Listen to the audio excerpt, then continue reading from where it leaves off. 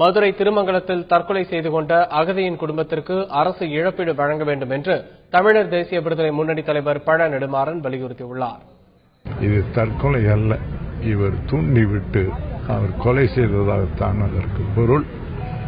இதை எஃப்ஐஆரில் சேர்க்க வேண்டும் என்று அப்போதுதான் நாங்கள் இங்கிருந்து பிணத்தை எடுக்க விடுவோம் என்று இந்த மக்கள் நடத்திய போராட்டம் வெற்றி பெற்றிருக்கிறது.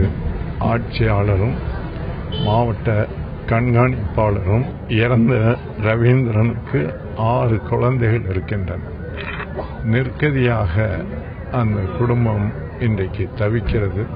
அந்த குடும்பத்திற்கு தமிழக அரசு நிதியுதவி செய்ய வேண்டும் என்று நான் வேண்டிக் கொள்கிறேன்.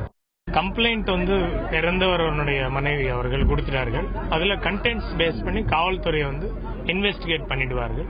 அந்த சம்பவம் இன்வெஸ்டிகேஷன் பண்ணதுக்கு அப்புறம் அது மேல சட்டப்படி நடவடிக்கை எடுக்க போறோம். எஃப்ஐஆர் ரெஜிஸ்டர் பண்ணிடுவார்கள். அவருடைய ஃபேமிலிக்கு பல்வேறு இஷ்யூஸ் மனுவா எழுதி கொடுத்தார்கள்.